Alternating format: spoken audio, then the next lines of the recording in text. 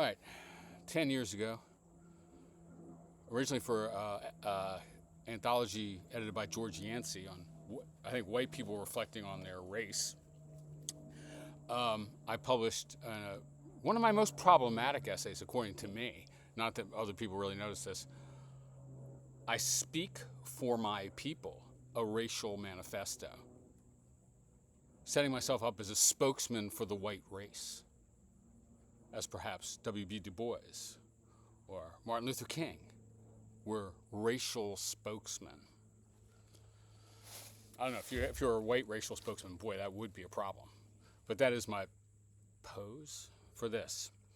I Speak for My People, a Racial Manifesto, 2013. I'm reading it out of this collection of my essays from 10 years ago also? No, 5 years ago?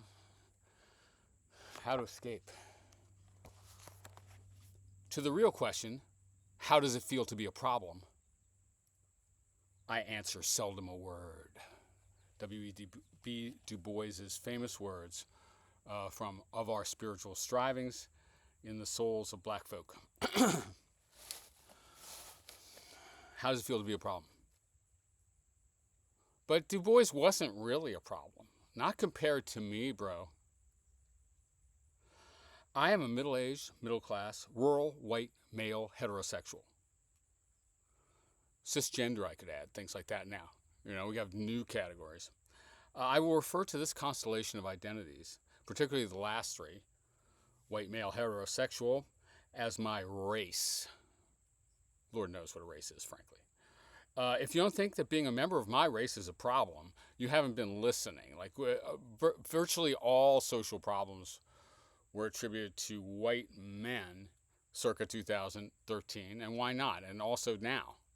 All right. We are the most reactionary and bigoted portion of the population. We're regarded that way, bent on maintaining our privileges against the tide of racial justice and demography. Here are some of our racial characteristics.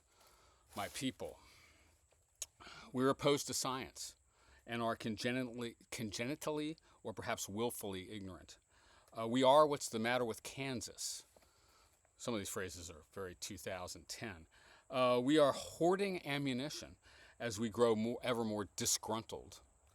We despise the poor and blame them for their poverty, which is actually, of course, due to their exploitation by us. We think people ought to be allowed to starve so we can save a few dollars on our taxes. We're the only reservoir of homophobia, bullies almost in virtue of our very identity.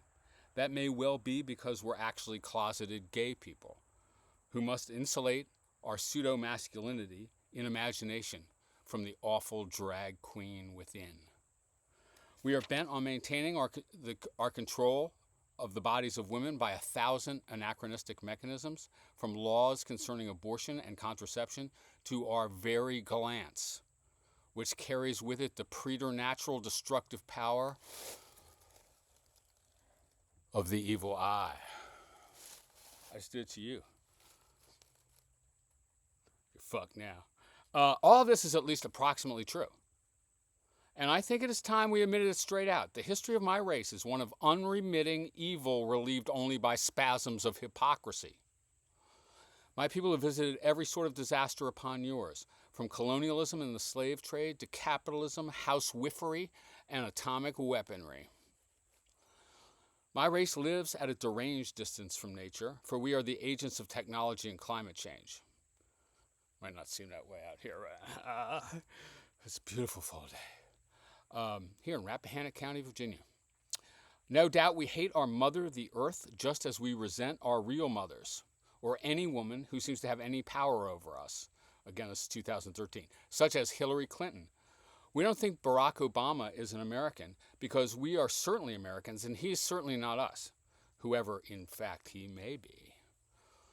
Deep inside, despite our huge, flimsy compensatory egos and infinite capacity for self-deception, we know that we are over, and our every reflexive paroxysm comes from fear and resentment of that situation.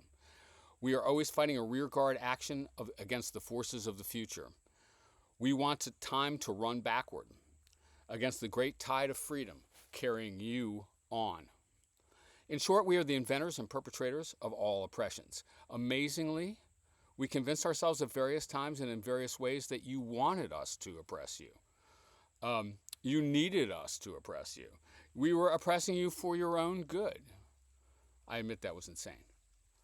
We white male heterosexuals are a gutter race, irremediably flawed. When the Nation of Islam referred to white people as devils, quite possibly it had a point. One might speculate as to the respective roles of genetics, environment, and blood guilt, but there is no denying that something's gone terribly wrong somewhere. My race has a streak of moral degeneracy, a counter-evolutionary tendency. Some of my people once conceived of the Negro as a problem, or worried about the woman problem. The woman problem. That was a nice 19th century coinage. But everyone has now agreed on who the problem actually was: me. Du Bois explored how it felt to be regarded as a problem. I am exploring what it means actually to be a problem. In fact, to be the problem. Think about what sort of dilemmas this imposes on my people, or what it's like to be colorless me. For example, most people can vote in good conscience for their own self-interests, broadly construed. You can't blame black people for voting for black people in the interests of black people, or women for voting for women in the interests of women. People have become heroes for making that possible. But if white male heterosexuals vote for white male heterosexuals because they are white male heterosexuals and will defend the interests of white male heterosexuals, for example, gender hierarchy, heteronormativity, and white privilege, we are doing wrong.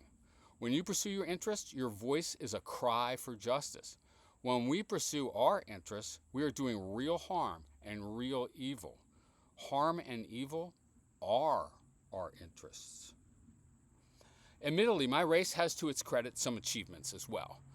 It's hard to tell historically who really counts as a white heterosexual male, but perhaps you could give us William Shakespeare, Isaac Newton, Ben Franklin, Napoleon, Vincent van Gogh.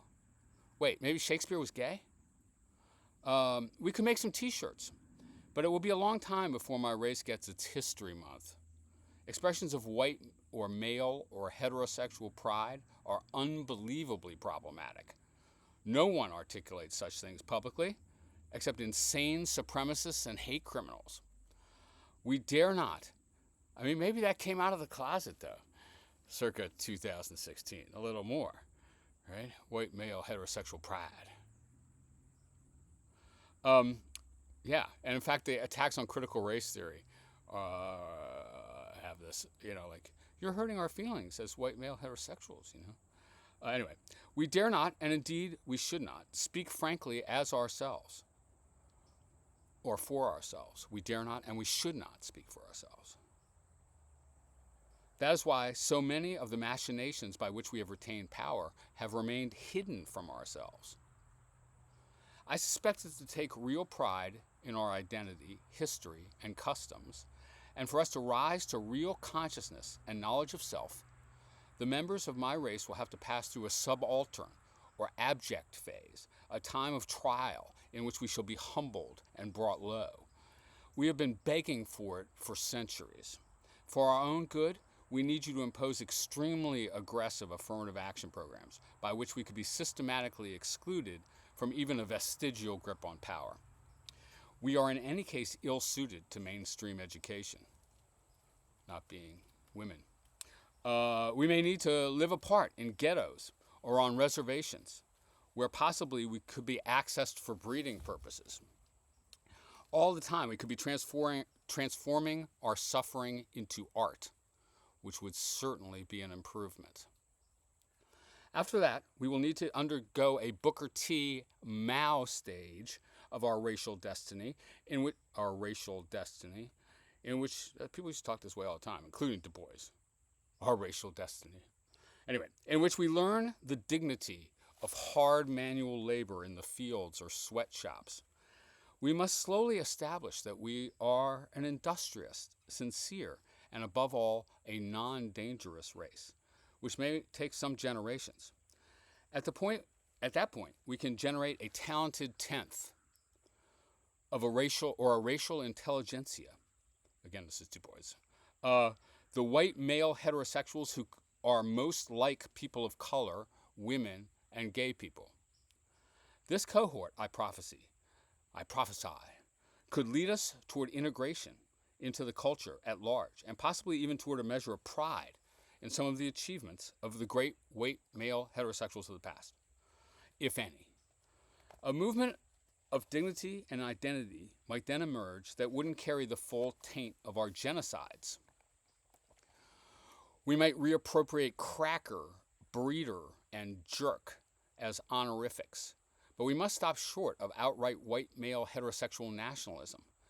Nevertheless, our blood too, pooling and coagulating here and there, might have a lesson to teach the world, or at least a cautionary tale to warn it with. It is far too early, then, to emphasize with a pure conscience the contributions of my race to humankind. Nevertheless, I would like to describe some of them for future public service announcements. We are, I think, in a modest way, naturally musical. And even though Jimmy Rogers and Hank Williams are inconceivable without African American music, my people might someday take pride in their achievements. Some elusive quality of white male straightness, a font of ancestral creativity, emerges in their work. To take another example, I'm not sure that colored, female, and gay races have produced cynics as magnificently destructive as H.L. Mencken or Ambrose Bierce. Admittedly, their sheer assholery is characteristic of the whole debased history of my people. And nevertheless, there is art in their prose, art that could be recovered as their actual political positions sink into historical oblivion. Ours is not the most athletic of races, but figures such as Lance Armstrong have carried forward the banner of my race with distinction, if also with our characteristic cheating. A certain rudimentary mechanical ability is native to my race, I believe, and for every semi-sane Tesla, we have produced an eminently practical Edison. Admittedly, this racial tick has given rise to the weaponry by which we have dominated and infuriated the world.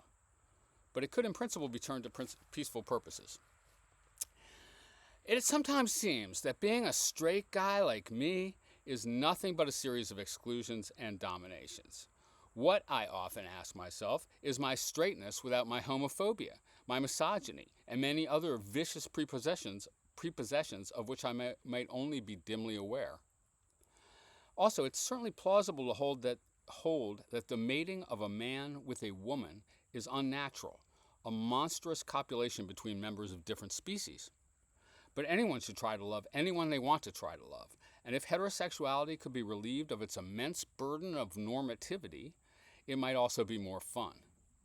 In other words, if I was just having sex with you and not thereby oppressing you, we might both enjoy ourselves more, or at least be less angry with one another. That might be legitimate within a certain significant sexual subculture of the distant future, because there is something to be said for heterosexuality. Men and women are not the only sorts of people that fit together, but when we do fit together, we really fit together, if you know what I'm talking about. And this idea, I feel, could someday constitute a contribution of my people to mainstream culture. Admittedly, my race has developed the narrow and idiotic normative standards of beauty that have become the mechanisms of your self-oppression. We made you conk your hair, starve yourself, bleach your skin, dress all femme, or not femme at all. We made you try to produce yourself as the body we wanted to see. Partly, I would speculate, that is because members of my own race are not notably attractive. That's probably what you've been thinking as you've been watching this video. We are gross, actually, though occasionally we throw out a Brad Pitt or other genetic outlier. We can distract you from that if we can make you focus instead on your own alleged ugliness.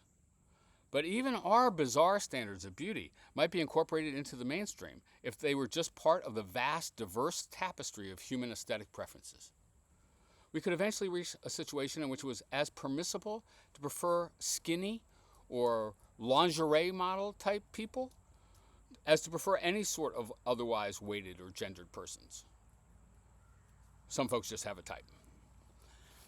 The political traditions and rhetorics of my race focus on autonomy, individualism, self-reliance, pulling yourself by your own bootstraps, competition, and whatnot. We like to talk about individual rights rather than interpersonal connections. Now, admittedly, this ideology is a tissue of privileges, falsifications, and contradictions. No human being ever accomplishes anything by himself, but each of my people is trying to make himself into an invulnerable, autonomous being. We want to armor ourselves all in Kevlar. Putting it mildly, we need therapy. It must always be borne in mind that Emerson's composition of self-reliance was made possible by his wife and a small domestic staff. Perhaps the composition didn't require Emerson at all, just the domestic staff. That Jefferson was a great defender of individual rights, was also so multi-dimensionally engaged in slavery, shows the problem. His status as an autonomous gentleman required the constant labor of others and the erasure of the subjectivity of the people who performed it. He could at least have apologized. In industrial capitalism, the doctrine of individual rights becomes an ideology of oppression. The idea that a worker in a capitalist system is free because he can sell his labor on a contractual basis is just a rationalization of the most pervasive forms of economic exploitation, precisely those which benefit us and affront you. Nevertheless, I think that there are elements of individualism that you might pluck from the flotsam after the wreck of my race's swagger. You might contemplate what happens when the human individual is actually regarded as in some sense unreal or not ontologically primary. One devastating effect is essays like this one, or the persona of the racial spokesman. Also, it is a very short trip from unreeling individuals to liquidating them for the collective good, as many collectivist regimes have actually done. I would suggest that a version of Thoreauvian or Jeffersonian suspicion of centralized power might be worth retaining in a library somewhere, just in case. Our elders have set it down as part of our traditional lore that a government that provides your food tells you what and whether to eat. Well, you can take or leave that, but you might end up finding it useful. And so as we recede from history, we bid you a semi-fond adieu.